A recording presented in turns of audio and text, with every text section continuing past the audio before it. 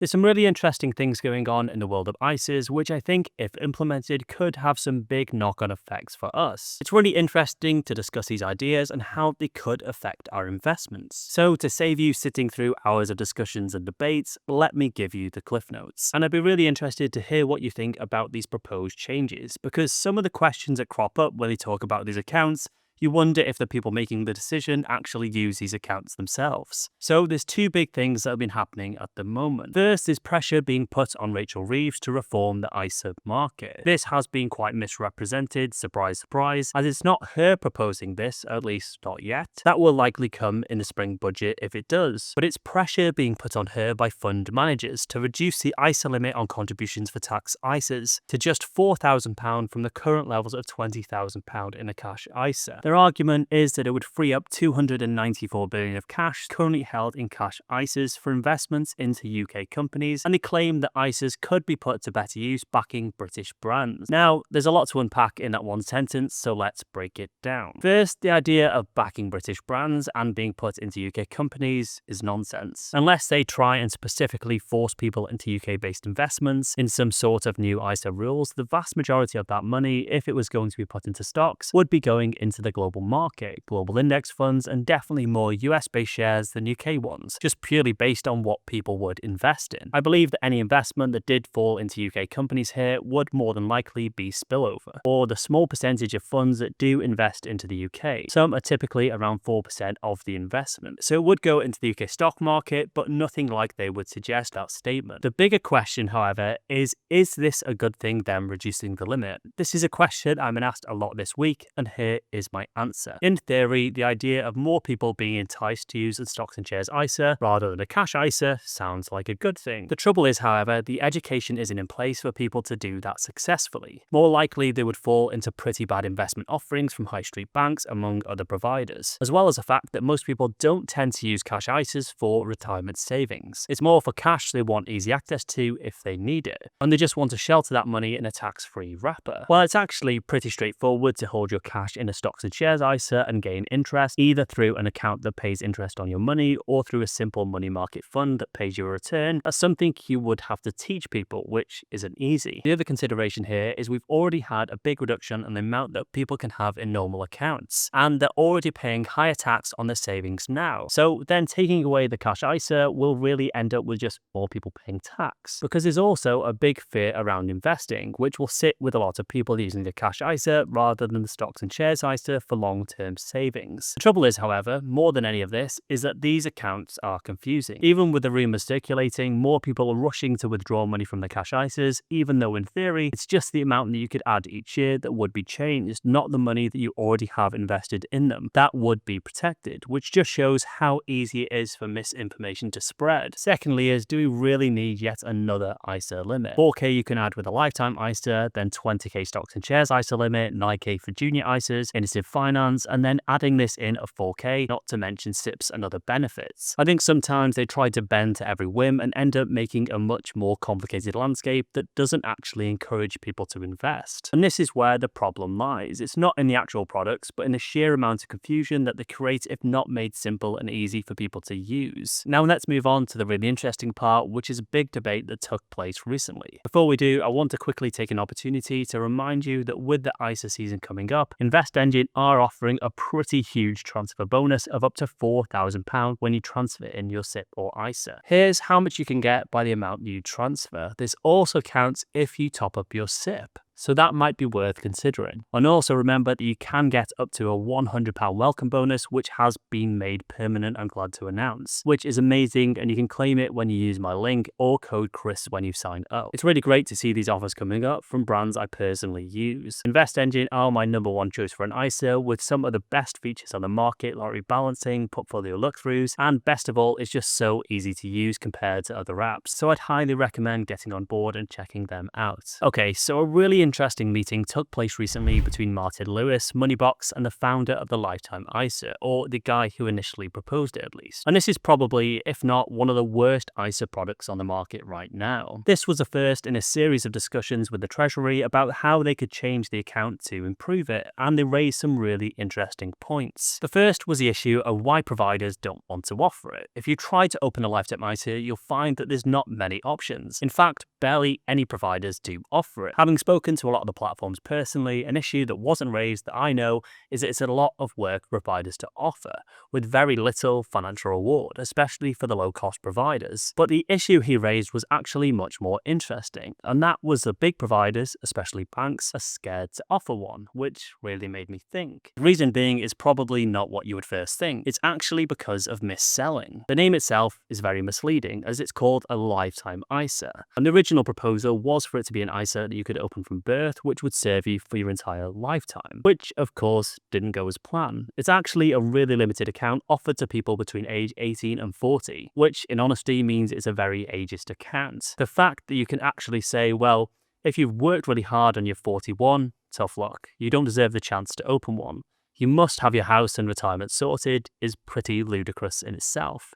It's age discrimination at its best. But on top of that, there's a reason they're scared of it being classed as mis-selling, and that is this. If you compare the Lifetime ISA to different types of investment vehicles available, if you were to compare it to a workplace pension, even though you would get possibly worse returns from the workplace scheme, because you're getting that tax relief on the NI saving plus the employer contribution, it smokes it out of the water. So it's not worth it for an employee unless you've already maxed out your contributions. Next, you've got higher rate taxpayers. Well, again, the national insurance saving and higher rate tax relief is 40%, which again beats the Lifetime ISA. So then you've got self-employed people paying basic rates, and this is where it actually can be advantageous. It was actually stated because you don't pay tax on the way out, although you still get somewhat of an equal bonus with a basic rate SIP, you're actually 17.6% better off than putting money into a SIP because of the tax-free aspect. So from that point of view, if you're a basic rate taxpayer and you've maxed out your employer contributions at work, then this is a good option as a pension top-up, which makes sense. However, from a provider point of view, that leaves them wide open to all sorts of mis-selling claims, with a really complicated structure, and people being unhappy about access, their performance, and penalties. It's a lawsuit waiting to happen. This means they don't want to be seen as giving bad advice, and don't want to offer it, which honestly, if we want any chance of this account being promoted properly and people using it, it needs to happen. So we need two things, clarity and less penalties. Now let's talk about that penalty, because that's a really main sticking point for this campaign. One shocking statistic that came out in this discussion was that more people actually paid the penalty on a Lifetime ISA last year than those who used it towards a house purchase, which is mind-blowing. This is mainly down to two things. People need the money and they need to take it out, and also house prices. Since the product launch, the average house price across the UK has doubled. The problem this creates is to do with the limit they have. Now, it might sound crazy, but the cap is currently £450,000 that you can use a Lifetime ISA for towards your first property.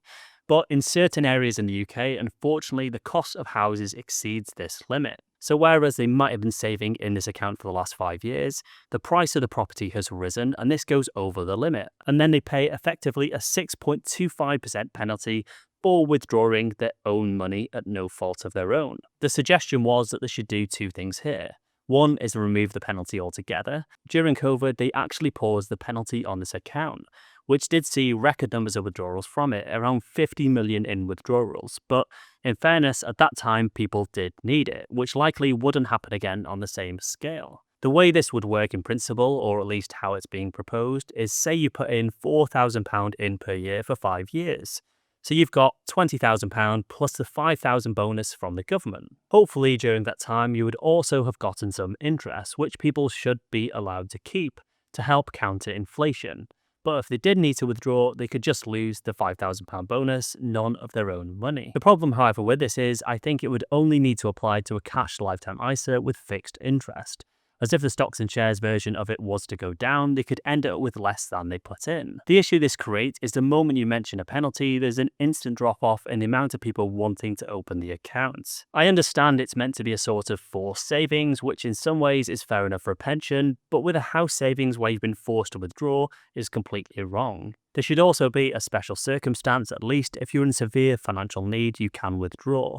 The last thing you need at that point is to pay a penalty on your own money. Also, as well as removing the penalty, the secondary measure mentioned, which is a no-brainer, is to increase that limit, at least with the average rise in house prices. Or it was suggested it could be handled in a more geographic basis, but honestly that's way more hassle. Better would be to just remove it altogether, although they don't want it to benefit people buying, say, a £1 million first house.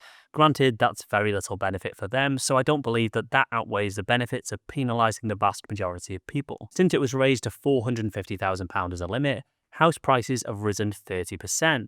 So technically it should now be £585,000. Looking at this the other way round, if the house today that you wanted to purchase was worth £451,000, making you ineligible for the scheme, that originally would have been worth £347,000 before the price rises, which isn't quite as high as a £450,000 limit might seem to some people. Now, the more pressing aspect, at least to me, which I have such a hard time with, is the rules themselves, and they talked about this at quite length, which is a duality of the product. Beyond all of the restrictions with ages and how you pay in, then the money's frozen, and all that complicated lark, the really confusing thing about the lifetime ISA is a cash lifetime ISA and a stocks and shares lifetime ISA. Both can currently be used towards a house or towards retirement. When you lay them both out like this, there's actually something very clear to see here.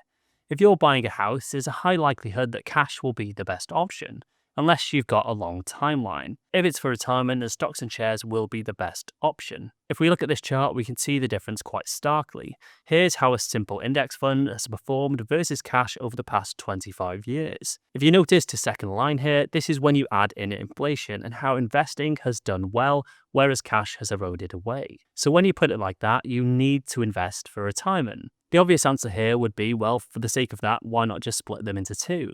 You could have a dedicated house ISA and get the rules right with that, simply invested with cash interest, fix the rules around limits or remove them, and widen the age range. I would completely abolish the top limit altogether. If someone is even 65 and buying their first home, they should be treated equally in my book. We shouldn't just assume that someone is better off financially just by their age alone.